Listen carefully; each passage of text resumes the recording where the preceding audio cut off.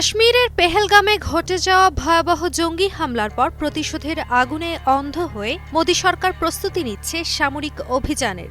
হামলার জন্য প্রকৃত দায়ী কে তা নিশ্চিত না হয়ে পাকিস্তানকে টার্গেট করে একের পর এক আগ্রাসী সিদ্ধান্ত নিচ্ছে দিল্লি। সিন্ধু পানি চুক্তি স্থগিত, পাকিস্তানি কূটনীতিক বহিষ্কার, সীমান্তে সেনা মোতায়েন সহ সব মিলিয়ে দক্ষিণ এশিয়াকে যেন যুদ্ধের মুখে ঠেলে দিচ্ছে ভারত। অথচ এই আগ্রাসী মনোভাব যে শুধু পাকিস্তানেরই নয় বরং ভারতের নিজের অস্তিত্বকেও বিপদের মুখে ফেলতে পারে তা নিয়ে যেন চিন্তাও নেই মোদী প্রশাসনের। প্রশ্ন উঠছে, যেখানে পরিস্থিতি ঠান্ডা করা উচিত ছিল সেখানে ভারত কেন আগুন নিয়ে খেলছে?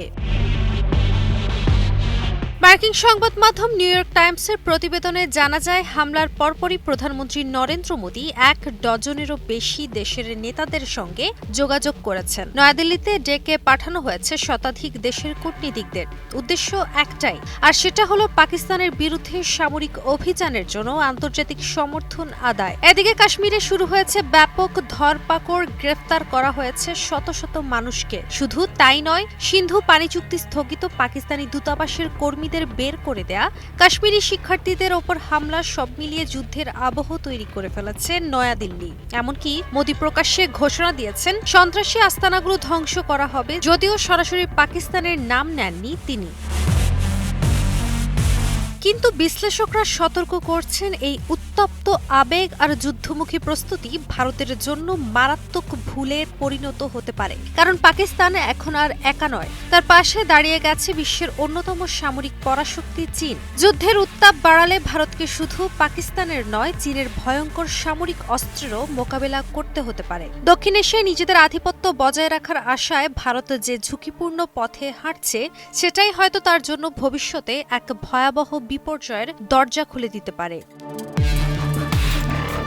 তবে পাকিস্তানও চুপ বসে নেই, পাল্টা হুঁশিয়ারি দিচ্ছে ভারতকে।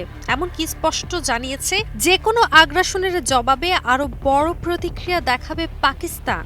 পরিস্থিতি এতটাই উত্তপ্ত যে সামান্য ভুল হিসাবও দুই পরমাণু শক্তিধর দেশের মধ্যে সর্বনাশা যুদ্ধ ডেকে আনতে পারে। তার চেয়েও বড় দুশ্চিন্তার কারণ হলো চীনের সরাসরি হস্তক্ষেপ। পাকিস্তানের পররাষ্ট্রমন্ত্রী ইসহাক দায়ের সঙ্গে ফোন আলাপে চীনের পররাষ্ট্রমন্ত্রী ওয়াং ই পরিষ্কার জানিয়েছেন, সার্বভৌমত্ব রক্ষার লড়াইয়ে চীন পাকিস্তানের পাশে থাকবে। শুধু মৌখিক আশ্বাসে থেমে থাকেনি চীন। পররাষ্ট্র মন্ত্রণালয়ের বিবৃতিতে জানানো হয়েছে, পাকিস্তানের বৈধ নিরাপত্তা উদ্বেগকে চীন সম্পূর্ণভাবে সমর্থন করে। বিশ্লেষকরা বলছেন, ভারতের জন্য সবচেয়ে ভয়াবহ দিক হলো পাকিস্তানকে চীনের এই সমর্থন কেবল কথার মধ্যে সীমাবদ্ধ নাও থাকতে পারে। প্রয়োজন হলে সামরিক সহায়তাও আসতে পারে চীন থেকে।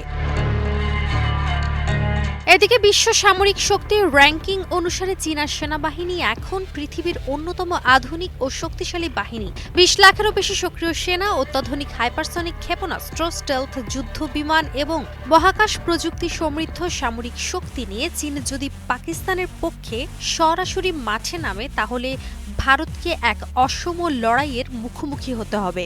কেননা ভারতের সক্রিয় সেনা মাত্র ১৫ লাখের মতো।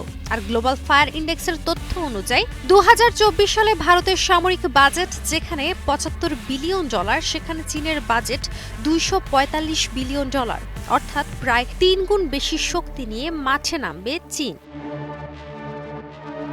চীনের এই সরাসরি অবস্থানের পর পাকিস্তানের পররাষ্ট্রমন্ত্রী ইসহাক দার জানান, পাকিস্তান শান্তি চায়, তবে যদি হামলা হয় তার কড়া জবাব দিতেও প্রস্তুত পাকিস্তান।